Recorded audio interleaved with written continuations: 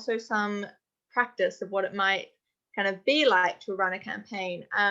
Before we get started, I want to ask for a show of hands, or you can put like the hand up on Zoom, about who here is running a campaign right now, maybe as part of Animal Rebellion or as part of another group, or has run one in the past.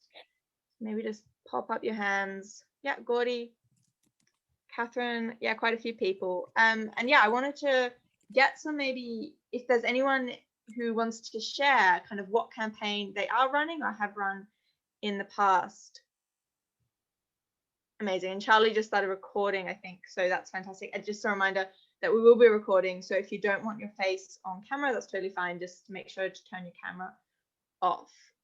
So yeah, would any of those people who put their hands up be up for sharing a little bit about what the campaign is that you are running or have run in the past?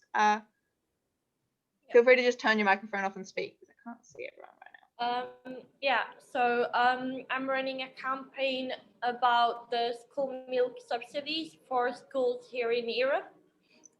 Hopefully we'll do it in more countries. I'm running from Portugal and also trying to coordinate with Sweden. Amazing, that sounds fantastic. And yeah, I'm hoping that as we go through, we'll be able to kind of talk as a group about learnings and things that we're doing and things that we've tried. I'll take one more person. Gordy, did you want to talk about the campaign you're running? I think I know what it is.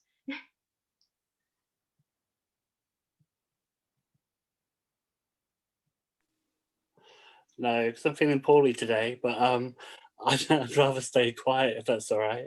That's okay, no worries. The reason I picked on you is I wanted to pull out, I think Catherine, you might be running the same campaign, so I wanted to talk a little bit about one of the campaigns that Animal Rebellion is running at the moment, which is the local councils campaign. So do you want to speak to that, Catherine? Yeah, sure. I'm also doing the plant-based councils campaign. I'm doing it here in Somerset. I started just before Christmas. I've written to a lot of councillors, and now just this week I'm kind of getting to the stage where I really want to widen the campaign, get more of the local community in. So hoping I'm going to learn something here today that's going to help me with this stage. Oh, me too, Catherine, me too. So I'll start off by explaining a little bit about what we're going to cover in this training or this talk. So we're going to start by looking at understanding campaigns. So briefly going through what is a campaign, phases of campaign, and campaigns at Animal Rebellion. Then we're going to look to how campaigns develop. So the way we can kind of build and develop, grow our campaigns, and understanding the problem, solutions, story, and then this idea of should we just be making campaigns all over the place. And then finally, I'm going to look into running a campaign. So some examples of a campaign, as well as like what to do when, you know, just asking isn't enough, how to escalate and grow from starting out. And I will say that I've been on Zoom since 9 a.m. this morning. I just jumped in from another meeting. So if at any points I lose my mind a bit, that's why. So feel free to call me up and remind and ask questions. And yeah, we'll hopefully make this something that's really practical and useful for everyone involved. So jumping straight in, we're going to start with understanding campaigns. So I think a lot of you are already running campaigns, so you know that probably comes from idea of understanding what they are. But I think it's always useful to kind of ground back in why do we make these campaigns and what really are they? What makes them different from just actions? What makes them different from just our strategy? You know, what we're planning on doing. And I think maybe Jam and Charlie be ready for Troll Watch. So what makes them different, and what specific role do they fulfill in what we're trying to achieve?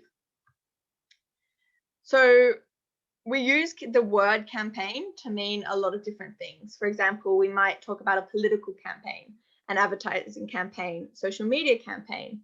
But when we're talking about campaigns in a social movement or in an organization like Animal Rebellion, we're kind of talking about a very specific thing. And the best definition that I have come across comes from Ivan Marovic, who is one of the leaders of OPFOR. And he defines campaigns as a series of activities intended to achieve a particular objective within a larger strategy. So I think there's a couple of things in that which are really important, which is that campaigns are a series of activities. They are made up of what we call tactics, and they're often what we call actions, things that we do, and kind of a collection of them with a specific focus. So a collection of actions with a shared purpose, which sits within a broader strategy. That is kind of what makes up a campaign. And I want to say that there's a lot of different theory out there about how to plan campaigns. And what I've tried to do in this presentation is bring a whole bunch of different theory about it together and try and tease out what I think is really important. But in the follow-up email, I'll also be sharing some more in-depth documents and guides on how to plan campaigns in different ways.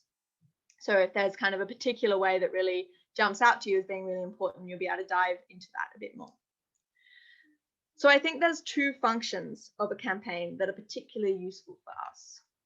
One is that campaigns represent a solution to a problem, and another is that they're strategy in action. So some of you might have been to some of my strategy presentations where, we show the pyramid and we have our grand objective and our milestones and then our tactics. And we often talk about campaigns about sitting underneath those milestones. And so it goes, we have our tactics, then our campaigns, and our campaigns get us to our milestones and then our objective. But often this idea of strategy can be quite theoretical. It's the future vision that we want to get to.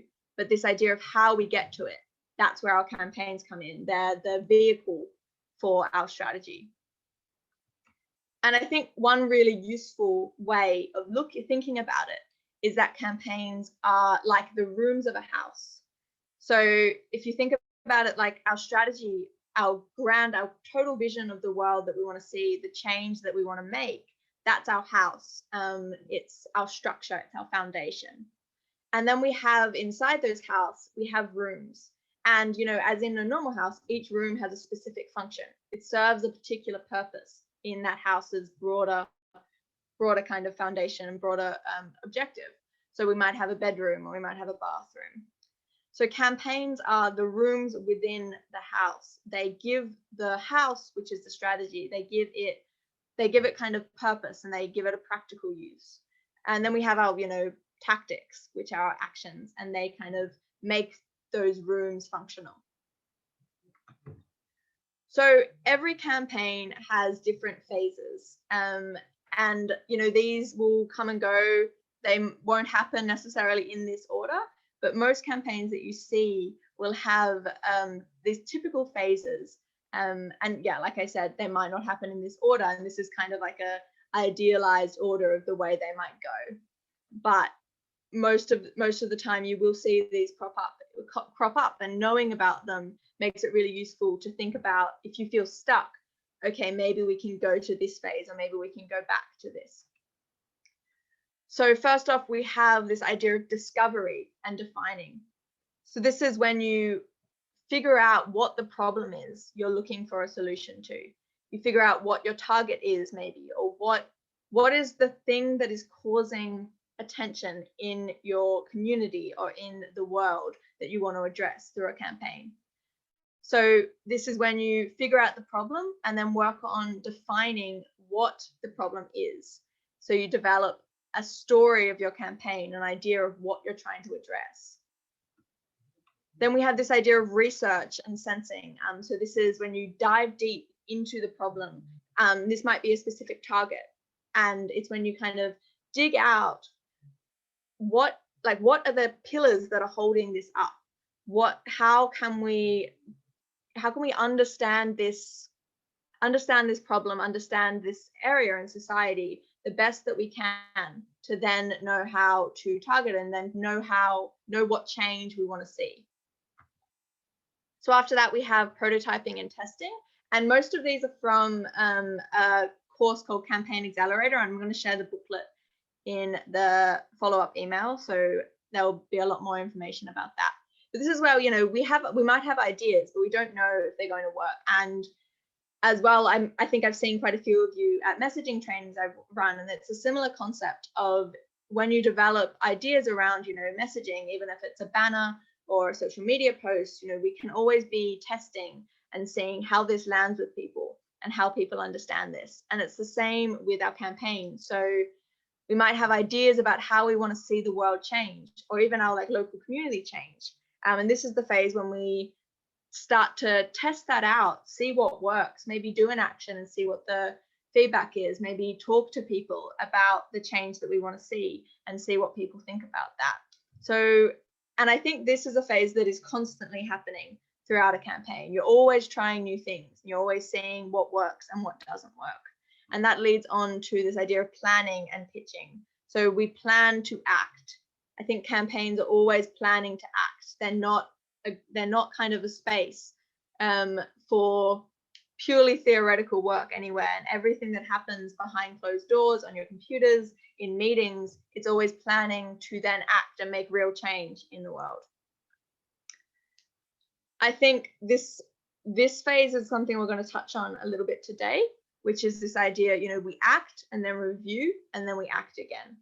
So sometimes it can be easy to, you know, plan this whole idea of an action that we're going to do, which is going to really kickstart our campaign or target someplace, and then we act, and then we just want to keep going. So we plan another action, and we plan another action, and there's no time. We don't allocate that time to sit back and go, okay, what worked? What can we improve on? And there's another acronym which I put there, which is ART, which is act, recruit, and train. And this is a model for growing and for mobilizing, which is where you act, and then when you act, you know, more people want to get involved. So you recruit, you bring those people in, and then you spend some time training those people and developing them, and then you act again. So I think that's a really good model, and it's similar to this idea of taking that time to review and reflect, giving space to then grow. So the next time you act, it's bigger and better, and that's kind of the foundation of escalating, which I didn't actually remember that was my next point, but there we go, perfect segue. Yeah, so campaigns are all about achieving real change in the world. You know, we don't really build a campaign about something that we don't want to see happen. It doesn't make much sense. So if we kind of make the demand, if we figure out what we want and then we ask it in whatever way, and then nothing really changes, that's when we escalate. And we're going to talk about escalation through in this training a little bit later on. So there's a very rough tour through some of the steps or the phases that campaigns will often go through. And there's one last step, which I think is extremely important to point out, which is that one, we win. And I mean this, you know, a bit jokingly, but also quite seriously, in that we do campaigns to win.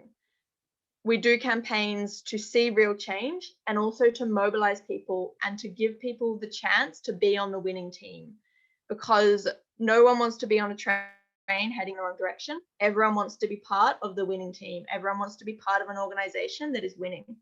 So that's why it's so important to set achievable aims and to also set short campaign timelines. So not have something that stretches over years and years and years and doesn't really get anywhere. Set a timeline of a goal of 3 months, 6 months, 1 year. And when you get to that point, you review and you figure out what have you actually won in, and you celebrate those wins, and then you sit back down and plan the next campaign, which was going to take it a step further. So planning to win, how do we get there? I really like this quote by Pablo Picasso, which is that our goals can only be reached through a vehicle of a plan in which we must fervently believe and upon which we must vigorously act. There is no other route to success. I think it's a fantastic quote because of this idea that we need a plan. It needs to be a plan that we believe in. It also needs to be a plan that we act on, because change comes from action. And I think that's what's so fantastic about planning and implementing campaigns, is because they're a collection of actions with a shared objective and a purpose, and we work towards achieving that. But first we need to know how. We need to know the tools that we can use to understand a system that we're trying to change, and then figure out how to intervene, how to put that wedge in the system so that we can make change. So I'm going to go through a couple of points here, and we'll have some time for discussion as well throughout this section, I'm hoping. Well, yes, we will. And the first one I'm going to go through is what I think is something that is really critical and really important, which is that a good campaign rests on a thorough and rigorous understanding of the problem. So I think where I've seen a lot of campaigns fall down is because of an ill-defined problem. It's not actually understood what is the problem and what needs to be changed. So I want to ask anyone in the group who is either taking part in the campaign or has seen a successful campaign happen, what they think was good about the problem. Like, maybe you can name what the problem was in the that the campaign was trying to address, and why you think it was effective. So if anyone wants to put their hand up.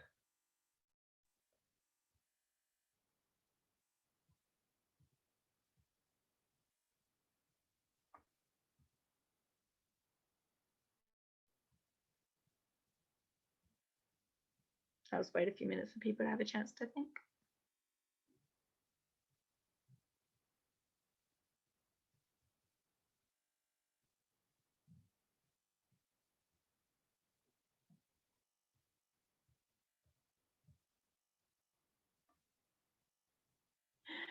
Sorry, I love silence in trainings. It's always awkward, especially on Zoom. But that's totally fine. Does anyone have something that they're kind of nervous to say but actually want to say? If not, we can move on, and I'll name one for myself.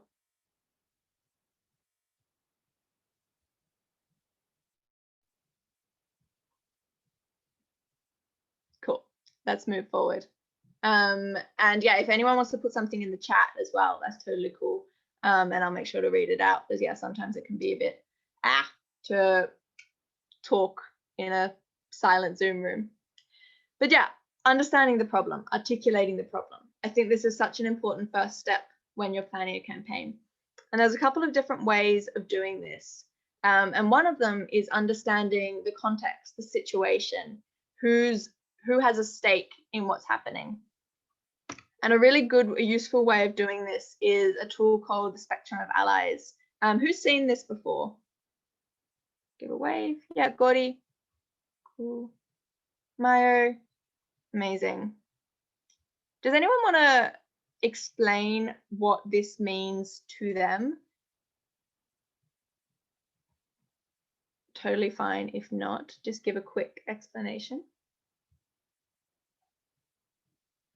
It's Sunday afternoon. Not many people want to talk. That's fine. You're just going to have to hear more of my voice, which, you know, I'm chill with. So a Spectrum of Allies is a tool that we can use to really understand who has a stake in what's going on, who's a stakeholder. And basically, as you can see, you know, it's split into these 5 different categories. And the way we use this tool is that we think about our situation, our problem, our kind of area that we're looking at, our target. And we think about all the people who have something invested in this. So if we take the plant-based schools campaign, for example, that I know Catherine and Gordy are working on, I think some other people in this chat and in this call as well. If we think about that, if we think about this idea of school meals, and, you know, plant-based school meals as kind of being this ultimate goal, we can kind of list all of the people who might have a stake in that issue. The issue being that, you know, currently school meals, you know, are not very great for kids, and they're also killing animals and horrible for the environment, and we want to change that. So I'm gonna again open it up to the group. I'm gonna keep trying, and eventually someone's gonna answer, but that's totally fine if not. I'm gonna again open it up about who people think might have a stake in this issue of school meals. Just anyone, doesn't have to fall into any of these categories, just kind of off the top of your head. Feel free to just unmute and call something out. I think the I don't know the Dutch word, voedingcentrum. So the people who give advice on what is healthy and what, Yeah. like the national health experts. So Definitely. experts quotation mark. Yeah, for example. Definitely. So like dietitians, as well as like the national health guidelines kind of thing. Fantastic. Do other people want to jump in? I guess farmers, food producers, probably teachers. Absolutely. Parents as well. Hmm. Who else has a stake in this? The kids. Kids? Yep. Definitely. Anything else that springs to mind? Take two more. Counselors? Yeah, counselors. Yeah, especially if they're, you know, getting pressure from people, like it becomes an issue that matters to them. If people are emailing them, asking them why they're not taking action on this. Amazing. So once we have that list, and you know, you can go on for quite a long time back and forth in your groups about who has a stake in this, who it matters to. Once you have a big long list, then you can work on then allocating them into these different categories. And what these categories mean is, like, you know, our active supporters are those who are already taking action on this. Our passive supporters are those who agree with us.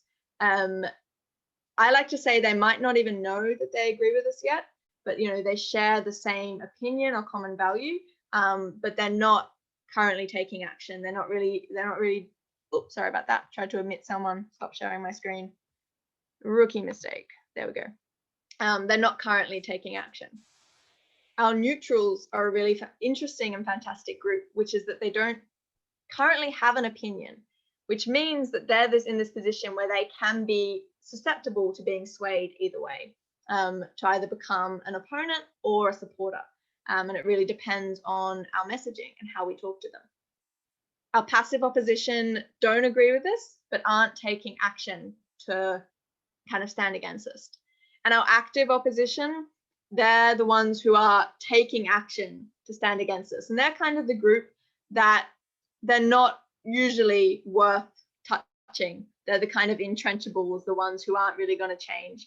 And our goal when we're running a campaign a lot of the time, when we're trying to mobilize, is to shift everyone we identify on the spectrum of allies at least one to the left.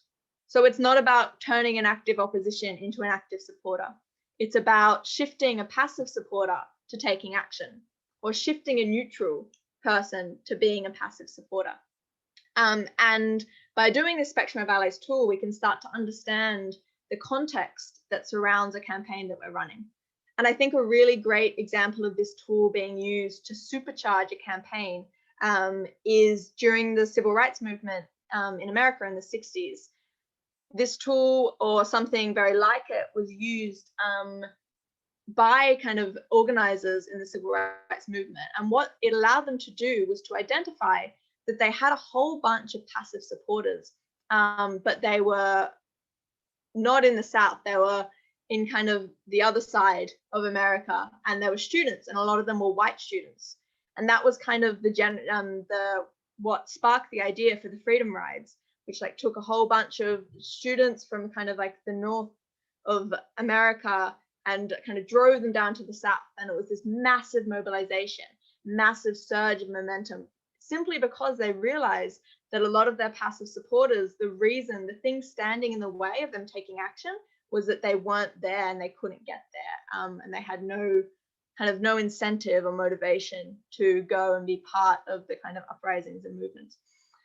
So I think like this tool seems quite simple, but by using it, we can identify people in society who we can kind of bring over to our side, which gives us momentum, which gives us more influence. So as well as the Spectrum of Allies, we also have this tool, which is a similar kind of concept. It's a Venn diagram, as you can see. And using this tool, we can take, again, like an issue and figure out who is affected by the issue, who has influence in the issue, so who's a decision maker, and who is motivated to act, who has a reason to act. And by doing this, we can find the people in the middle of this Venn diagram who are kind of all three. They're affected, they have influence, and they're motivated to act. And those people they provide our base. They provide the people who can really make a difference in that campaign. So this is a really useful tool to, again, understand the context and understand the context surrounding the problem that we identify, and start to generate an idea of how we can build power around this. So any questions about either of those tools before we move on?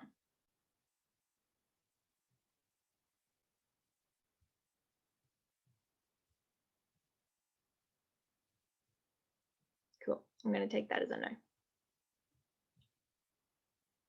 So by doing these kind of tools, we start to understand the context of the people involved in the movement, who we can lean on for support, who we can build coalitions with, who we can kind of develop this campaign with, and who we can take action with.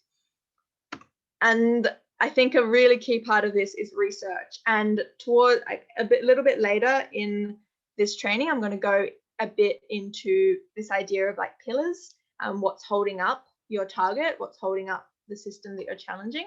But I think, yeah, a really good question from Sharina there about how do you find the passive supporters.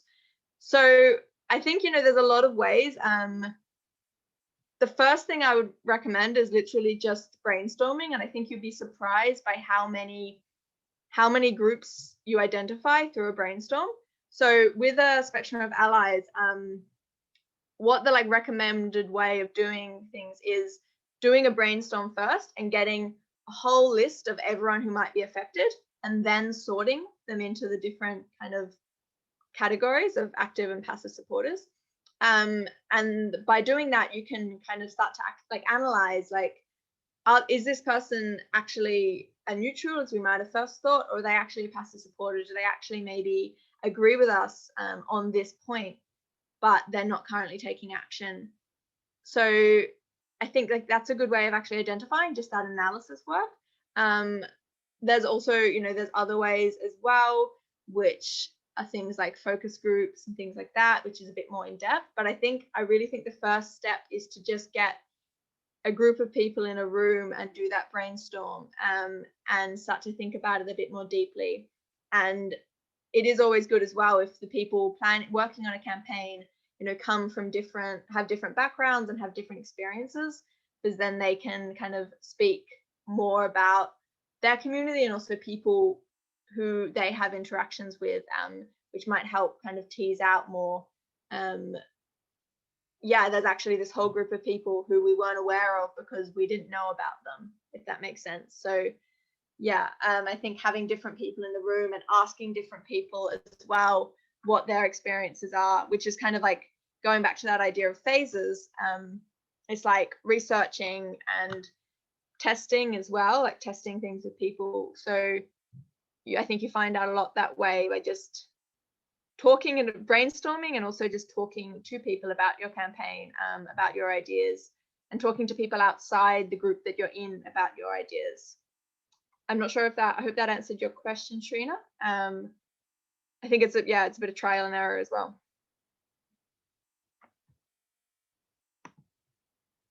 Cool, thank you. Amazing. So yeah, research. So I think this is a step that often gets a little bit overlooked. We all want to take action, I think, and that's fantastic. But by doing the groundwork and the behind the scenes work, we can understand more about our target, about the problem that we're trying to find a solution for or address with our campaign. So research might look like a lot of things. It might look like talking to people. So for example, if your campaign is focused around a specific company or corporation or industry, might look like trying to interview people who were involved with that company or corporation or industry, like talking to ex-workers. It might look like developing things like, supply chain maps of actually like researching what does your like, let's say, okay, I'm just going to use like an example of like, let's say you have a campaign around a specific corporation, and let's take in, I think most of you here would know DXE, Direct Action Everywhere. Like, they've had a campaign for a while around Smithfield, which is a big like meat producer in the US. So, you know, research for something like that, for a campaign like that, could also be, you know, a big like slaughterhouse or a big anything like that. For example, like when we did an action at Arla in the UK last year, if we kind of developed a more extended campaign around that, it might look like something like researching like supply chains. If we're thinking about like governmental level, I think, you know, research often looks like things like what has been happening in the local councils campaign, which is, you know, looking up lists of councillors, discovering, you know, what are their kind of positions on certain things. It might also be like MPs who are trying to pressure or target, discovering what their positions are on different things, what they've said about different things in the past. So we're really prepared to shape what we're doing around what's actually happening. It might also be things like, again, like testing and talking to people about your campaign message, your ideas and what people think about it. So I'll open it up again to anything that people have learnt from research that has allowed them to kind of take steps forward in a campaign that they're running. And I might pick on someone if no one wants to talk. So about the campaign for the school milk subsidies, we had to research about the subsidies in Europe, and then it took us to the website of the body that provides the subsidies in Portugal. And in that website, we got the list of the schools who take the subsidies and also the municipalities who take the subsidies. So we now know what our like real targets are, because it's those schools and those municipalities, and it took a bit of research in the EU website. Amazing, thank you so much. I think that's a fantastic example. Like, research allows you to understand what your real target is, what you're kind of going after. Because, I mean, if you'd kind of just dive straight in without doing that research, you might have been targeting the wrong place, and it might not actually be the place where decisions can be made or where things are actually happening. So I think, yeah, a really great example of kind of why this step is so important. So it's really important to understand your problem, as I think we've talked about now. But equally as important, I say, is to understand what you're trying to present, what your solution is, what the better alternative is, what the vision of your campaign is. And I think this is really important because, you know, if we're just talking about a problem, that's not really something that a lot of people want to get on board with. And there's this concept which some of you have probably heard me talk about called hope-based communication. And one of the key ideas of that is that you give people something to say yes to. And I think this is a really key thing with campaigns, is that we're not just saying what is wrong, we're giving people something to say yes to, a way that things could be better. And there's, like with understanding the problem, there's a lot of really useful tools that can help us understand our solution, what we want people to say yes to. So one of them is a SWOT analysis. And this is a way of understanding you as a team. So it's a way of understanding your capabilities, what you have the capacity to do. Because if we're giving people to say yes to, we want it to be something that we can actually achieve. And I'm going to kind of drive this home as one of the kind of the key points that I want to get across in this training, in that whenever we're designing a campaign, and whenever we're designing an action as well, we want to be creating really winnable and achievable goals. And, you know, within Animal Rebellion, we have our broad strategy, we have this objective. And I think most of you here would have seen our, strategy pyramid. with this grand objective at the top, which is, you know, a plant-based food system. Then we also have our milestones, and we always keep that in mind, but we also want to be making steady progress towards that. And a way of doing that, a way of understanding what we can actually achieve, is by understanding ourselves as an organization. So a SWOT analysis, a lot of you have probably seen before, and it walks through your strengths, your weaknesses, the opportunities, and the threats. And you can do this when you're starting to plan a campaign. You can also do this, you know, halfway through or 3 years in. I think it's a really important thing to do at any time. And what it does is your strengths and your weaknesses, they're internal things that exist within your group, within your team, within your organization. So your strengths are things that you have going for you, essentially. They're things that work really well. They're things that you can kind of utilize and leverage to, you know, bring things about. So what would be an example of a strength for your group or for Animal Rebellion in general? If anyone wants to shout something out.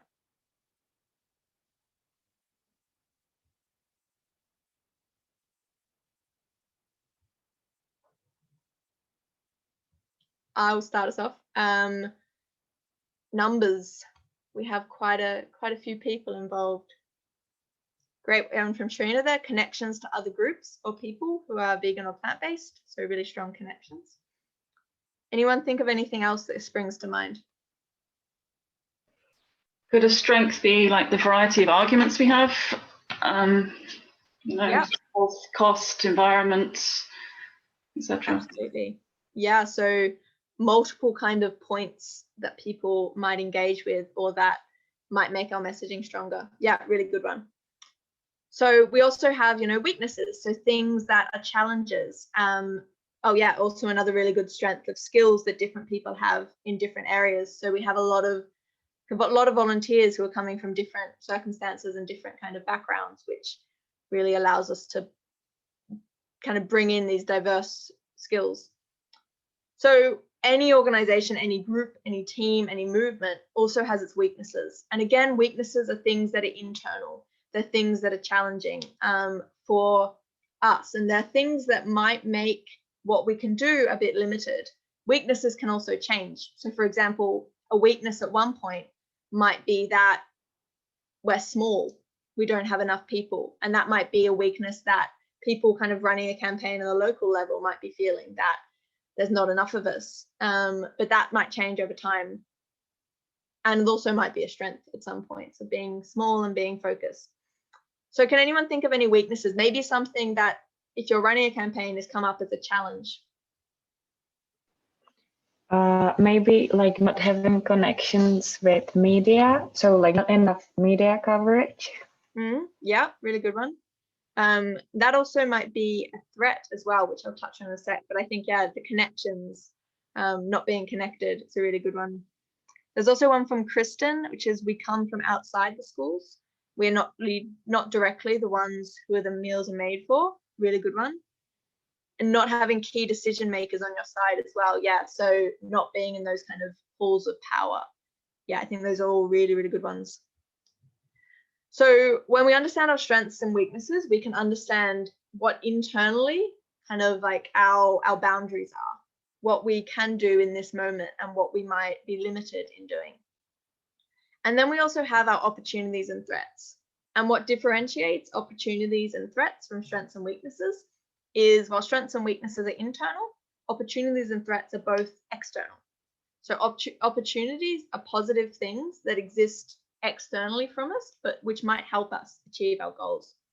And threats are things that exist externally from us that might hinder us, that might hold us back from achieving what we want to achieve. So once again, does anyone want to shout out or put in the chat an opportunity or a threat that you can see to kind of achieving a goal or just to Animal Rebellion in general? Come on in the chat. Yeah, so there's an opportunity at the moment in this trend that we see. So a recent kind of poll, I think it was put out in The Guardian as well, which was said that I think it was 53% of respondents saw food system change as like one of the key things that needed to happen to address like the climate crisis. That's like it's definite trend in that direction. Yeah, the Soil Association suggested a day a week being meat free. I think that was, are you talking about the report last night, Trina? I can share that in the follow-up email as well. Yeah, really, really interesting report on Channel 4, I think. Yeah, opportunity, strong climate justice narrative. Yeah, so having those links to climate justice movements. How about threats? What do people see as threats? Yeah, pandemic as well as an opportunity. Not a very nice opportunity, but definitely kind of the narrative, what Catherine was saying earlier about the dual narratives, I think. Threats, meat and dairy companies, farmers afraid to lose jobs, profit, tradition. Yeah. Yeah, so threats over here. Where are you writing from, Billy? So that's like campaigns to subsidize and offer free dairy, etc. to schools. Yeah, yeah, definitely. In the Netherlands, the meat lobby. Yeah, we've seen those horrific ads recently. EU and UK subsidies, absolutely, and government using money to fund campaigns to increase pig, cow meat, etc. Yeah. Yeah, so I think these are all really good examples of threats, things externally from us, like things that we don't really have, like we can't really control directly, but which influence and affect our campaign. So in doing something like a SWOT analysis, it allows us to really understand what the context is, what the situation is, which allows us to define and clarify what our ask is, what our demand is. So this allows us to kind of define and clarify what is the solution that we're trying to achieve with this campaign. And I really encourage like this kind of work because it allows us to be specific, but it also allows us to create goals that we're going to be able to achieve. So, and again, like when we have a campaign, we might have a big goal as well, like a big objective, which is what we're ultimately fighting towards, or building towards, I should say. And that might be ultimately a plant-based food system. It might also be that you have a campaign that you think is going to take a couple of phases. So you have an ultimate goal, but you have steps towards that as well. And when we're thinking about defining the solution, understanding internally what are our capabilities and also externally what is the situation, it really allows us to then define a solution which we're going to be able to build towards and we're going to be able to win. Another really important kind of point that I'll make here is the importance of setting smart goals when you're in a campaign. So and this kind of applies to, once you understand who is taking part, who cares, who are the stakeholders in your campaign, it's really about defining your demand. What is your goal? What is the end point of this campaign? Because as we, talked about earlier, a campaign is a set of actions with a specific purpose. So when we're setting that specific purpose, we have to be smart, and that means being specific, measurable, setting goals that are attainable, and that's where our strengths and weaknesses come into play, relevant to the broader strategy, so relevant to Animal Rebellion's broader strategy if you're acting within Animal Rebellion, and also time-based, so your goal has a deadline. And this is where it comes back to what I said earlier about setting short, winnable kind of campaigns. And it might be that they're campaign phases. It might be that you set a 6-month kind of goal and you build a campaign around that goal. And then after 6 months, it's time to review and step back and then build something new. I'm not saying 6 months is the only or optimum time, by the way. It might be 1 year, it might be 3 years, but time-based is important. So any questions about those two tools before we move on?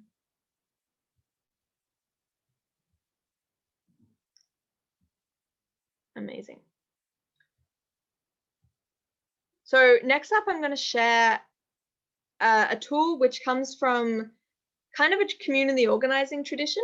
So as I said, there's a lot of different kind of ways of planning campaigns in this training, and I'll share all the kind of specific resources and methodologies in the follow-up email if people are interested in it.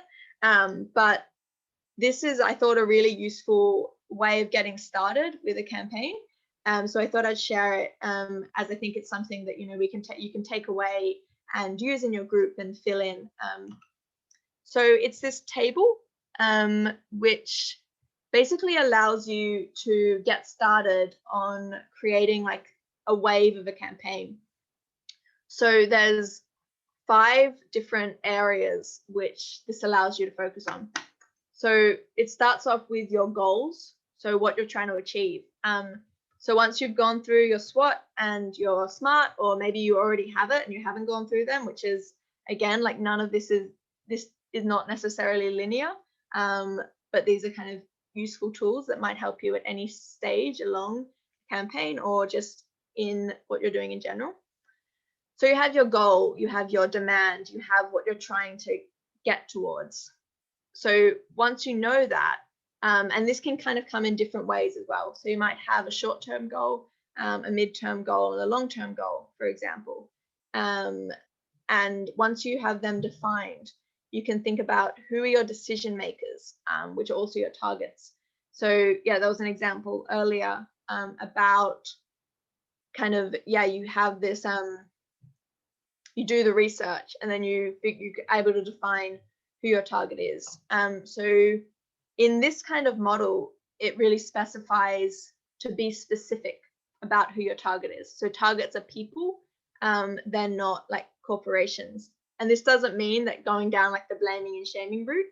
It means identifying who is the person who can make the decision that will change what you want to see change.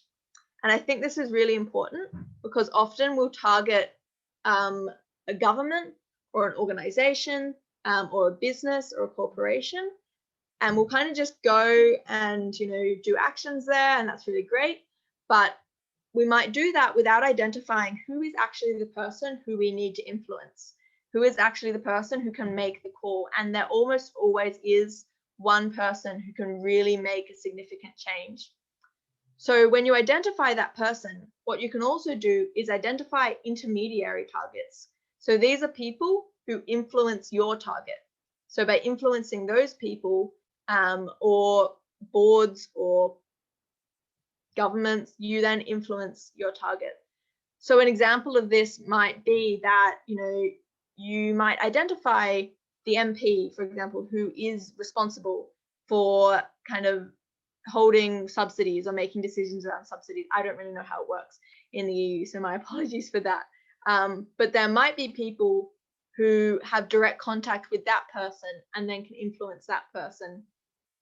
And then by kind of influencing those people, those intermediary targets, you can then influence your target if you can't get to them straight away. So another example, if we think about the local councils campaign or the plant-based schools campaign, a lot of the work there is emailing councillors and kind of getting councillors on board. And it might be that you identify the councillor that kind of has more of a say than other people, who holds the remit to like think about these things. And it might be that at the start you can't get to that person, but you can get to other people around them. And by talking to and influencing those people around that one person you want to get to, you can then put pressure on them to maybe have a conversation with you, sit down with you. And if we go back to the goals, this is where we can have a long-term goal, but we can also have short-term goals and mid-term goals. A short-term goal might be something like, having a meeting with like the specific councillor. That might be kind of a backup goal, whereas like, a mid-term goal might be getting kind of a specific decision made or something like that. So we can define like these different steps on the way to our long-term goal. So our constituencies is next. And these are people who are going to act. These are people who are affected by the issue. And this is essentially going to become your base. the people who you can draw from for support. We also have these last two columns. One is organizational considerations. This is basically what you have and what you don't have. And I would really encourage people to be very specific with this. So rather than kind of a general sense of like, oh, you know, we have a lot of people with a lot of energy and we don't have money, like being quite specific in that, you know, we have 5 people who can, 2 of whom can give X amount of hours a week, 1 of whom gives X amount of hours a week. We have this much money, we need this much money. So being really specific in this allows you to understand what is your situation and what can you do, what is reasonable and what is achievable. And then we have tactics. So this is taking all of this together, your goals, your targets, who you have support from, and your considerations, and deciding what you're going to do, what action you're going to take to start moving you towards your goal. So I want to just take a second to stop and reflect and hear from anyone about anything that's come up for them so far from this slide or from the previous slides, about anything that they kind of resonate with, about yes, that could have helped, or anything that they're like, oh, we did this and that really was useful, or just questions in general.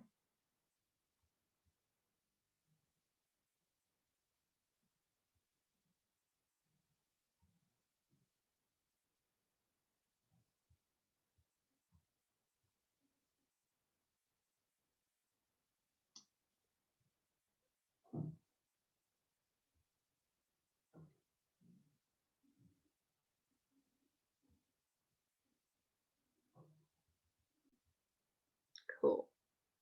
I'll give a couple more seconds if anyone wants to speak. Totally okay if not, and if not, we'll move on. Hopefully silence is because this is useful and not because it's not.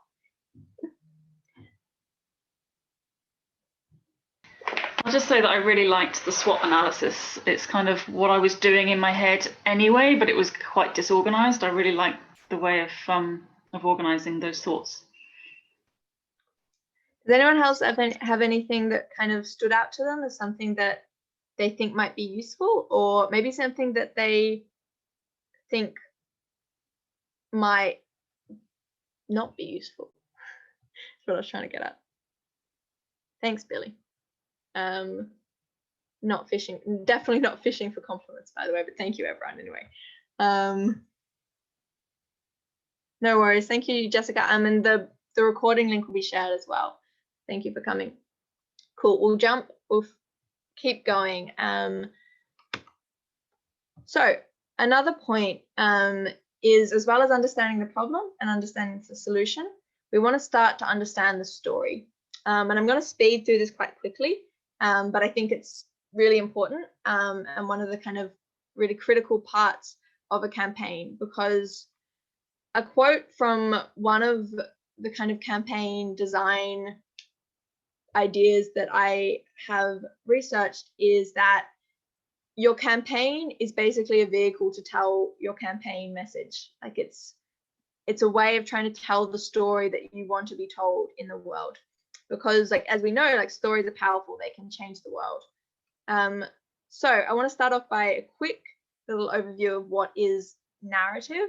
So because we want to think about what is the narrative that is currently in society and how do we want to change it. So a narrative is a bigger picture.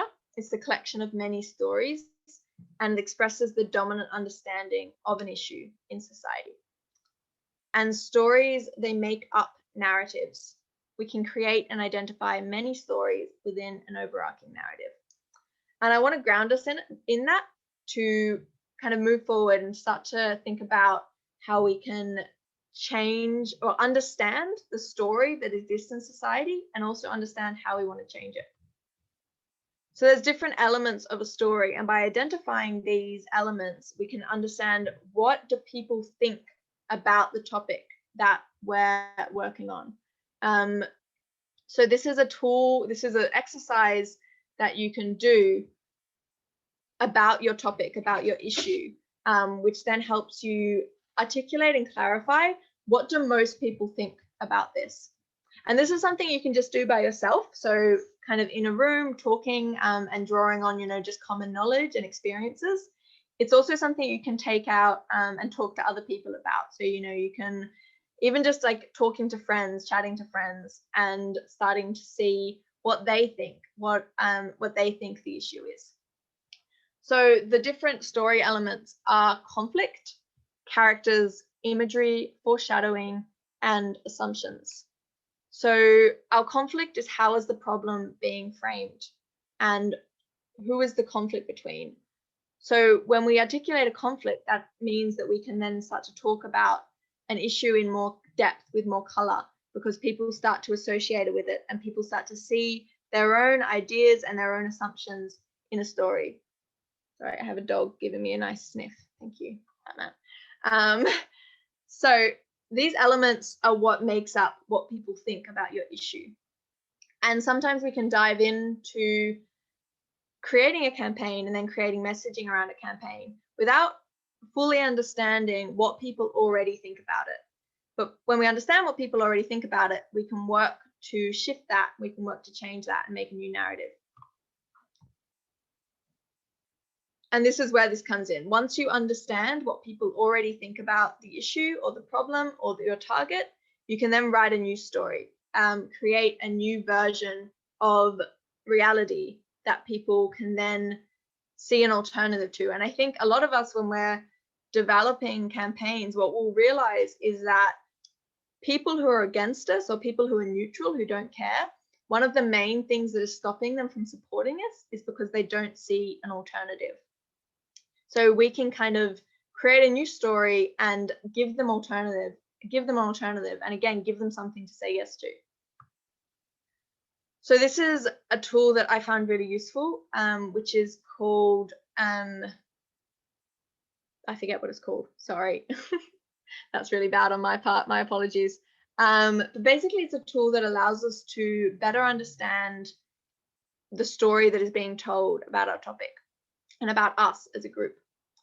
So what you do when you're using this tool is you go through these 4 different categories, which is we about us.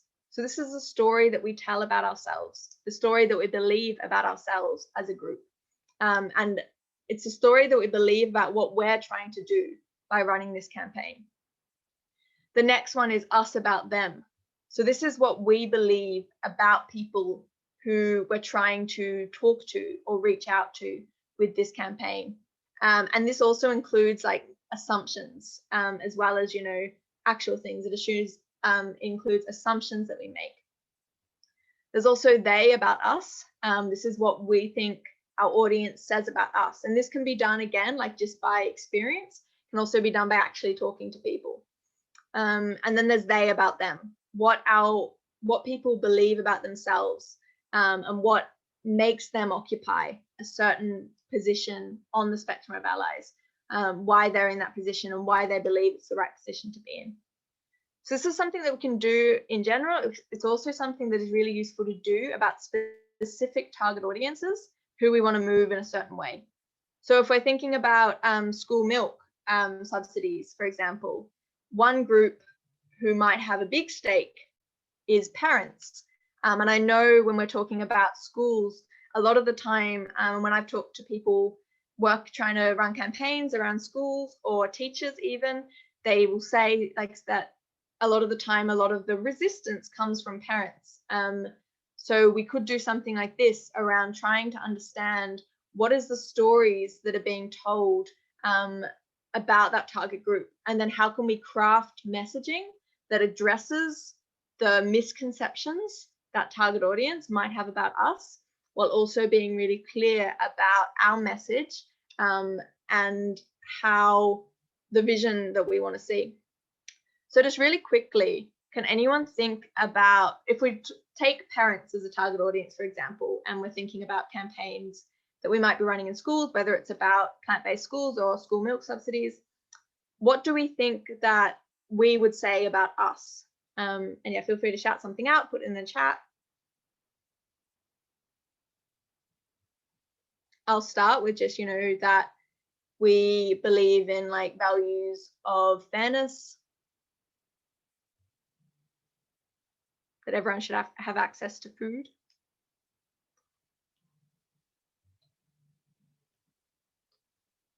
Let's give a sec for other people to put things in the chat or shout something out.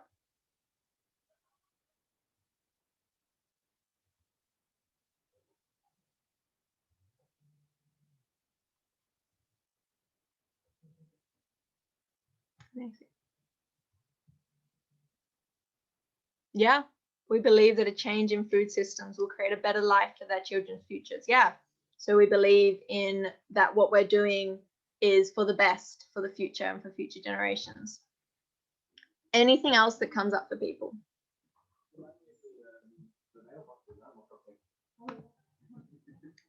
Yeah, that there is a basic right of healthy food. I'm just going to shut my doors. 1 second.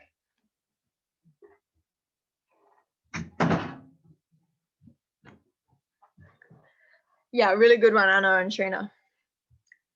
So we can kind of then jump into what do we believe about them.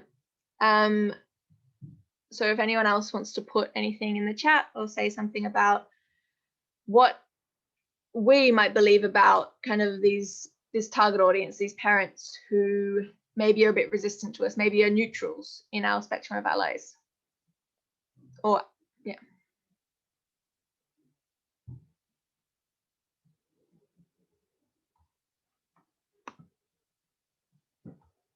Yep. Yeah, so we might think that they resist us because of traditions and culture or religion. We understand that they think meat and dairy is healthy and necessary, and we believe they just need more information, yeah, so that they may be uninformed. Really good ones. And that they're potential allies, absolutely. What do we think that they might think about us?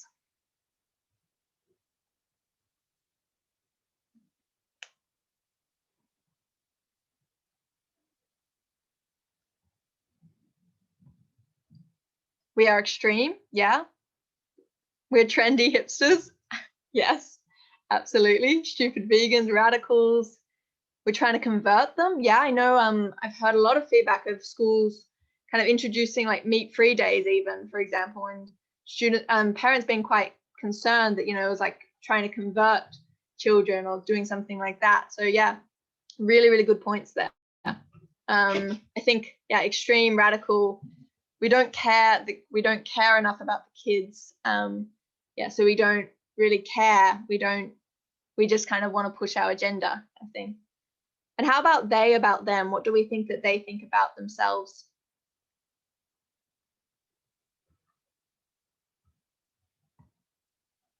They know best. Yeah, they just want the best for their kids. Really good points.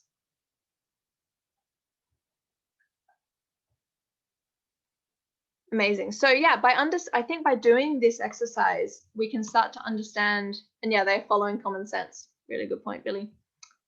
We can really start to understand what is kind of the different stories, because as we said, like a narrative is created by different stories. So we can start to understand the different stories that are happening around this issue. And this is really important because it allows us to craft the way that we speak to different audiences. So this might be in conversation, in outreach, for example. This might be in emails. This might be in letters or messages. We can build up a knowledge about who are the different audiences, who we're trying to speak to, what do they think when they hear our demand, and how can we address their concerns while also speaking about us and what we're trying to achieve. So I think a really good kind of framework is addressing their they about us and their they about them first. Sorry, addressing their they about them first. So making sure that we're grounding what we're trying to do in values that we know they hold. So for example, if we're thinking about that target audience there, we think about their they about them is that, you know, they know best. What was good for them is good for their kids. And we can kind of pull out from that this idea that they, you know, they care about and they're trying to do what's best for their families. And then we can kind of use that and connect that to our we about us, what we're trying to do and how we're trying to do what's best for future generations. We can find those points of connection and commonality.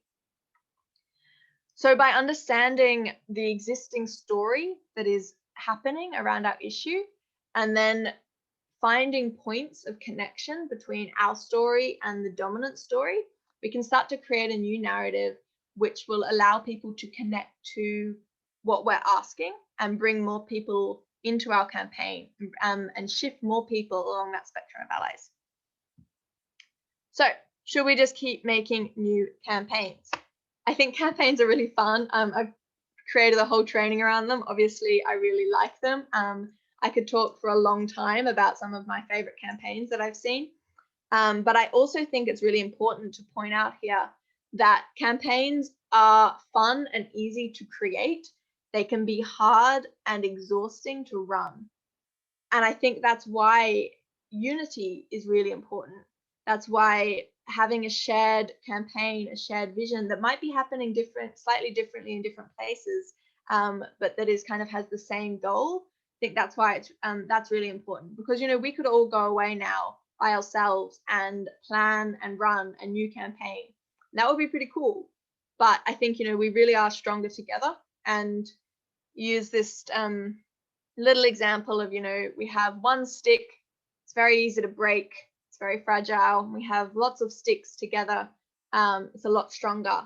So if we kind of like have a goal, a shared goal, and we all kind of pull together on a campaign, I think we can be a lot stronger and a lot more powerful. And I think we're seeing that happen in Animal Rebellion in the UK now with the local schools campaign. I think, yeah, it sounds like it's happening really amazingly in Europe with the subsidies campaign. And I think the more that we can do that, the more we can support each other and jump on board with things that people are doing. I think that's really inspiring, and the better it's going to be.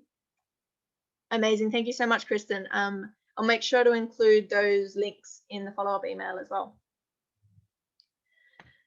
So, final section is running a campaign. And I really like this quote, which is, for any movement to start to gain momentum, it must start with a small action. So, we can look at big things that have caused massive change in society, and we can kind of see, thousands of people mobilized in the streets, thousands of people taking action, and sometimes feel a little bit demotivated. It's like, oh, well, we're not really getting that. We're not getting hundreds of people showing up. Sometimes it's, just 3 people in a room trying to organize things. But I think we start small and we build on that. And I think that's where our power comes from.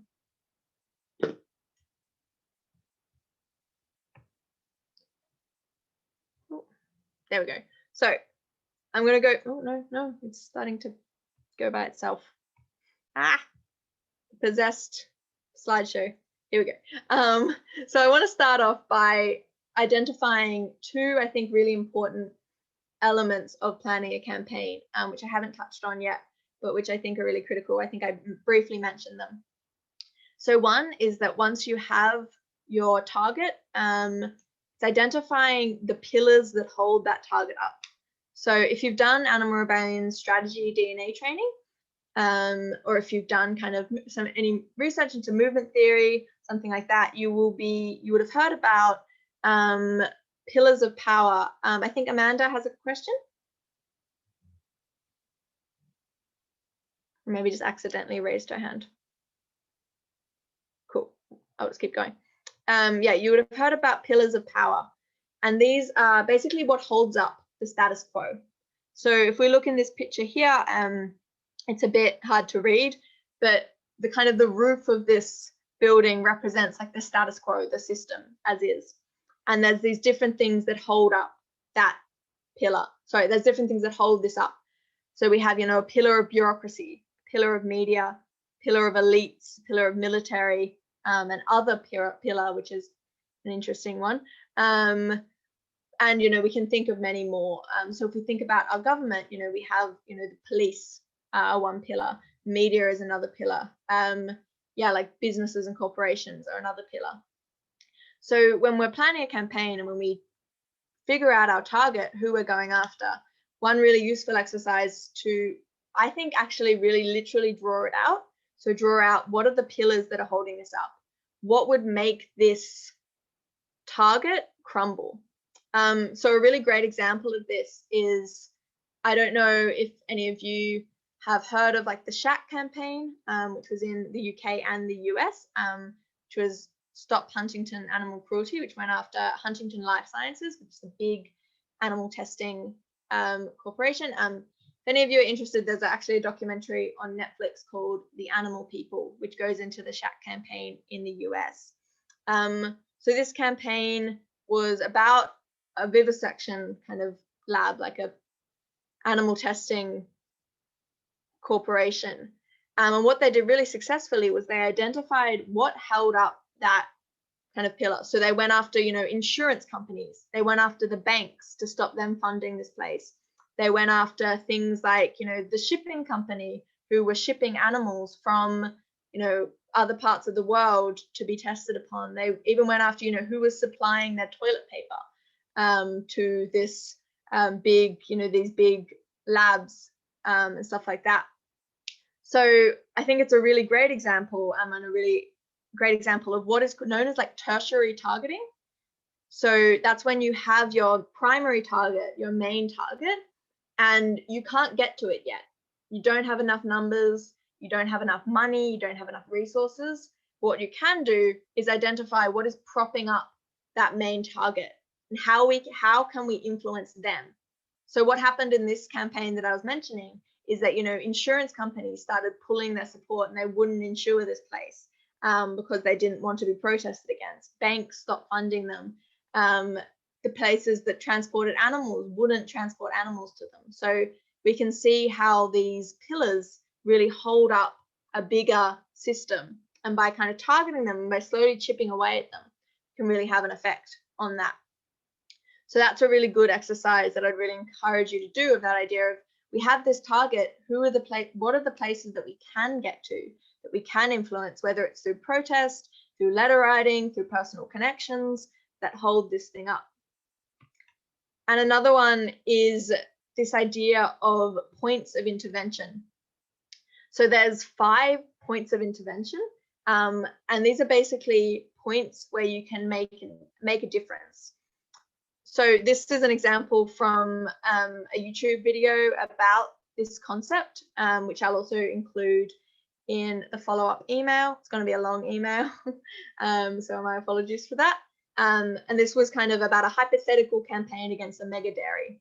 And it identified, you know, we have our point of production. So this is where the product is being made, where that kind of is happening. We also have a point of destruction. So this is where the damage is being done.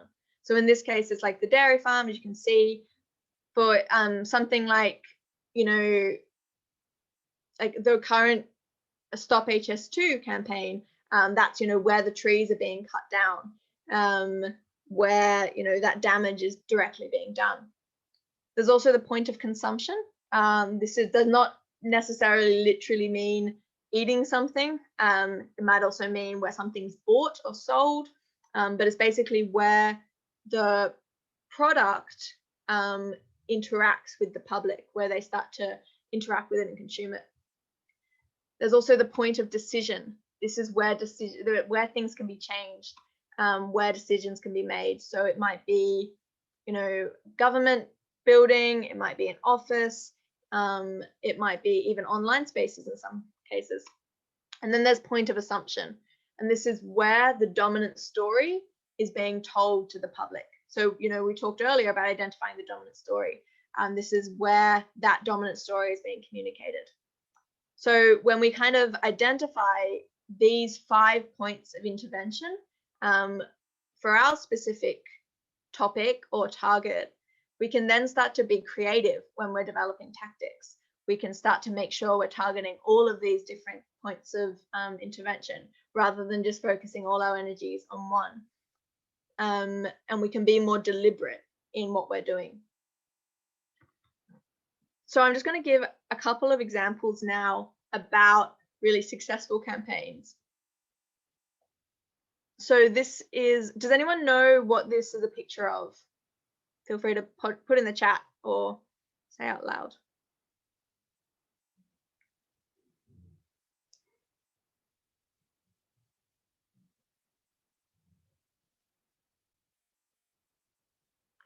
So these are this is a picture of the lunch counter sit-ins during the civil rights movement in the 60s. So this was a campaign that I'm pretty sure it started in Greensboro, but it kind of happened in a couple of different places. I think this one is in Birmingham, if I'm not mistaken. Maybe it's somewhere else. Anyway, so essentially what happened here was that lunch counters at this time were segregated. So Black people weren't allowed to eat at the counters. So it was a very targeted action of kind of going in, sitting at the counters, and kind of not leaving when they were told to leave. So people were very diligently trained in nonviolence. So there were some really horrible things that happened to them. They had, drinks poured over them, and they went through a lot of training and to be very nonviolent, to stay nonviolent. But this is an example of kind of the start of a campaign. They had a very clear goal, which was to end the segregation of lunch counters. And this wasn't their ultimate goal. Like, I think we can all see this and understand that this wasn't the ultimate goal of the civil rights movement. So what this is a great example of is a really smart campaign, which identified a winnable, achievable goal, which was the ending segregation, or specifically ending the segregation of lunch counters even. And it designed a campaign specifically around achieving that, because they knew that would take them a step towards their bigger goal, the more broader, all-encompassing goal. So this action was the start of an escalating campaign, which kind of went on to boycotts, and then eventually a big march with kind of lots and lots of people, which went to kind of the building, and they got a pledge to end segregation in the state. So we can kind of see through this how when you start with one small action, you can then be really clear about what you want and then build support around that. And once you build support, you can do that kind of cycle of acting, then recruiting, then training, and then acting again. And you can build this cycle and momentum. But that it's important to be clear and have a specific ask. And I think what's a really good kind of way of identifying what might be a good ask is this thing called a line of division. So what a line of division is basically you want to find something that most people will agree with. And if we think about even our goals, which are very big and which are very different to the current status quo, there's parts of our goals that most people would agree with if we actually ask them. And it might be something like making a certain form of food more accessible, might be something like even something like ending some specific practice that's not kind of that people really disagree with. In the current campaigns that we're running, I'm sure that we can, I know that we can find, I know we have found kind of things that people are broadly in line with, like making school food more environmentally friendly, for example, providing healthy and nutritious food to all kids. Like, that's things that most people can agree with. So what the line of division is, it's you want to find something, a topic or an issue, a demand that pretty much everyone, like 99% of people, are on the side of yeah, that seems fine, that seems reasonable. There might be varying levels of support, but most people are yeah, I agree with that. And then you have your 1% on the other side being no, that's a horrible idea, that should never happen. And what that does is it makes those people suddenly the outliers, the outsiders, the people everyone's kind of looking at and going, what's their problem? And I think this is a really great example of that kind of campaign, where a lot of people who were maybe neutral or passive allies, when they saw this action and they saw non-violent young people sitting at a lunch counter and being kind of horribly harassed, and how they stayed non-violent, they stayed calm, a lot of people were suddenly, or not suddenly, but a lot of people changed and shifted along that spectrum and became passive supporters or active supporters. And that was because it was a really good use of this line of division. It did something that most people saw as being reasonable, and the response to it was seen as unreasonable. So I'm going to give one more example of a campaign, which I'm just going to go through this one really quickly. And yeah, I'll send out the slides afterwards so you can look through it a bit more. So this is a campaign by the group Oppoor, the campaign was called He's Finished. And basically it was a voter mobilization campaign.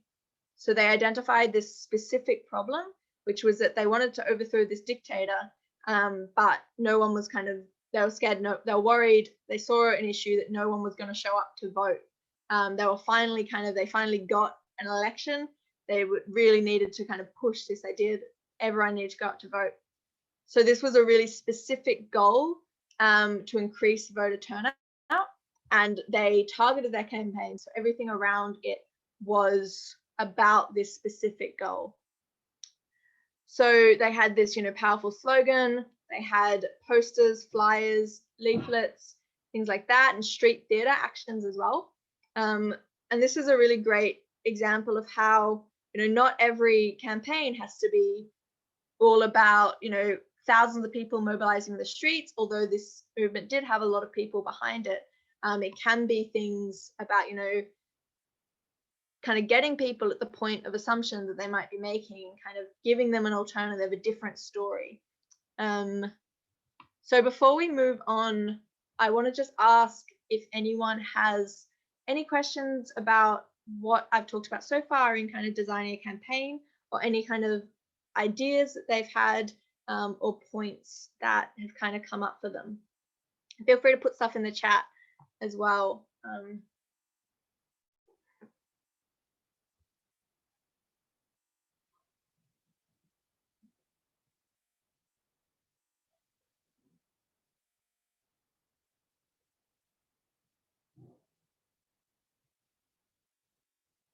Let's give another minute in case anyone has anything.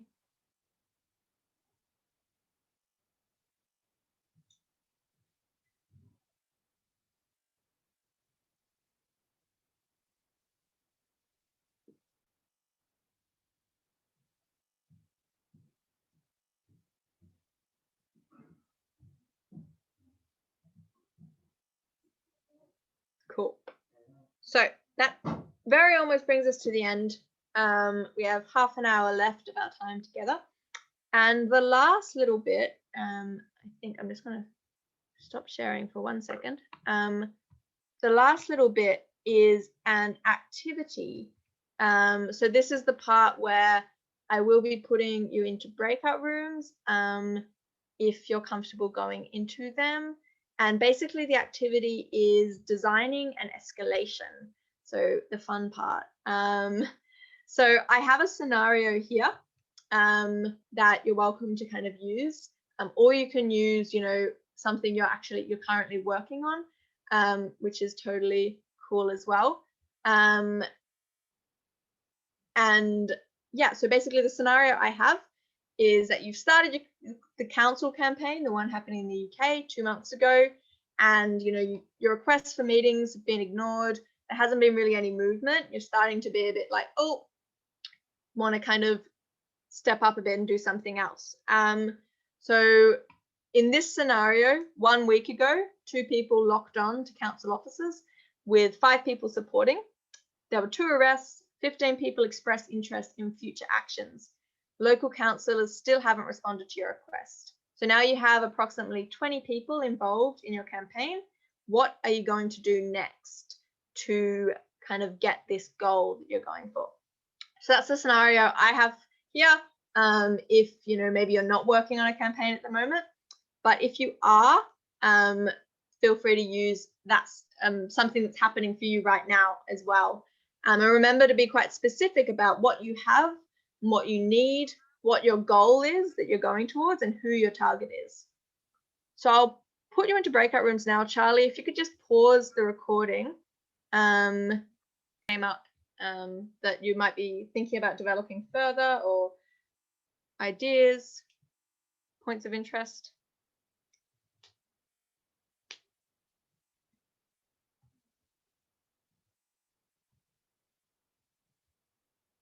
Does anyone from room 1 want to share? That was with Albert, Amanda, Anna, Billy, and Jam. Yeah, we decided we would go into a review and plan phase first to really understand the impact of what we had done, and maybe try to understand the entire structure that we're campaigning against a little better. So, and maybe get some temperature from the people involved, maybe talk to people and see, really understand how our action was received by the public and by all the people. So would be first in a bit of a planning and reviewing phase before moving on. Amazing, really great idea. And I think it's like some what I said about, you know, those phases, they don't necessarily happen in order. You're often going back and going kind of trying something and then figuring out, did that work? What could we change? What could we do better? So yeah, I think that's a really fantastic idea. How about from group 2, which actually ended up only being 2 people? My apologies for that. But Catherine or Kristen, anything that came up? Yeah, Catherine had the idea to include media more, and I came up with the example to do interviews with vegan families to show that it's not so extreme and that it can be normal and not dangerous. So to connect vegan families to the media and reach a bigger audience. Amazing, fantastic idea. And yeah, it's like disrupting at the point of assumption, isn't it? It's that we kind of identify the assumptions people might make, that, you know, things are not normal or weird or extreme or radical, and then we plan those disruptions that build a new story. Really great idea. Anything from group 3, which was Charlie, Gordy, Mayo, and Pip?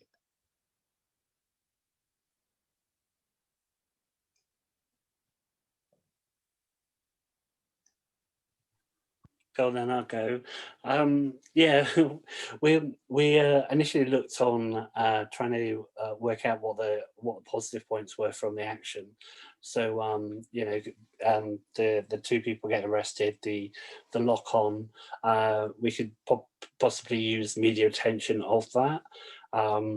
Trying to kind of wanted to put the councillors in that dilemma of, you know, if we got the media on side and saying, well, actually this is what we want, and it will make them kind of force them into making a statement about it. Also looking at the positive of gaining more people, so it might allow us to do different type of action, possibly redo the action with, you know, 5 lock-ons even. Maybe, but obviously we have to evaluate whether that was positive or not. But yeah. Fantastic. And yeah, you touched on something really important there, which I didn't talk about in this session. If you go to the if you've been to the action design training or something else, you might have heard of like dilemma actions, which are basically actions where you put the target or the police in a situation where you basically win either way, because either they seem extreme by stopping you or repressing you, or you get to do what you wanted to do. So a really great example of that is XR did an action which was called Blood of Our Children, and they had these big buckets of blood, and they wanted to dump them out the front of like Downing Street. And they told the police in advance, this is what we're going to do, but if you try and stop us, we'll just dump the blood where we are when you kind of stop us or arrest us. So the police were kind of put in a dilemma of either they stopped the activists who were going to do this, and they ended up with these big pools of blood all over Westminster, and it didn't look very good, or they just let them do it, and then they got what they wanted. And the police did let them dump the blood at the front of Downing Street. XR got this amazing photo op, and lots of press around that as well. So yeah, dilemma actions are always something to really aim for and to strive for.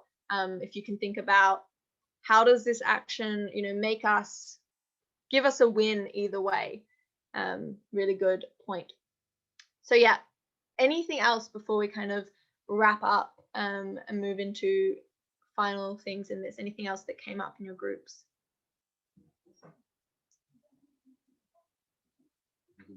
Cool. So jumping back into our PowerPoint, I just wanted to share a few more slides before we finish up. So, and this is more about like resources of figuring out how to do things, how to plan tactics, how to escalate, and how to build actions.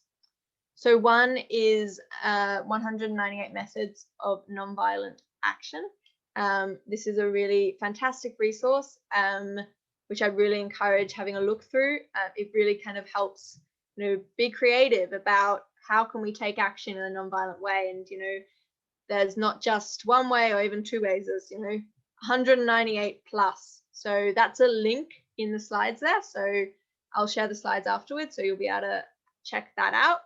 Really useful for brainstorming tactics and actions to take. There's also a couple of weeks ago, Selena did a mobilization training, which was based in how to build momentum and how to mobilize around what you're trying to do. So that's another link there to the drive. I think it's also up on YouTube now, on the Animal Rebellion YouTube. So definitely check that out. If you're struggling to mobilize people, or if you're just interested in checking that out. And there's some more resources here, which, as I said, like a lot of this training is based on a few different ideas around planning campaigns. So both of these are really quite in-depth booklets, which go through a step-by-step campaign planning process. So if you're just getting started, or if you're just interested in kind of learning more ideas, these are really great. They provide you with like the step-by-step walkthroughs of activities. The first one, the Path of Most Resistance, actually kind of provides you with the blueprint for a 2-day campaign design workshop. So they can be really useful if you have a bit more time and are able to kind of invest that in it. But all of the activities that I talked through in this session, they can be done in half an hour to an hour. So they're really great for kind of putting into a meeting, or if you don't have the time to kind of take 2 days to do all this planning. So I'd really encourage, picking out ones that you think would be useful, and picking and choosing, especially if we're all kind of doing this, most of us as volunteers, and doing this in our own time. So figuring out what is something that you're finding a challenge and struggling with, and finding the tool that's going to help you with that. So finish with this quote, which is to keep on failing forward. And I really like this because a lot of what we do is trying things that don't work, but we keep moving forward, and we keep learning and taking a step back and assessing and analyzing and thinking, what can we do differently? What can we do better? And we keep moving forward towards our goals. And I really like this concept that we're all part of this kind of collective global community, and we're all trying to support each other in moving towards this common goal. So yeah, I'll finish with that, and keep on failing forward, everyone. And thank you so much for coming and taking your Sunday afternoon or evening to join me here. So I'll stop sharing there and just finish with just asking if there's any questions before we say goodbye this evening. Amazing. Since it's a smaller group of us, I thought we could do some actual checkouts if people are up for it. Feel free to just pop off if you want to go. But yeah, I thought it might be nice to kind of, just do some checkouts, maybe say how we're feeling, and something that made us laugh in the last week. So would anyone like to start? And maybe stop recording now, Charlie.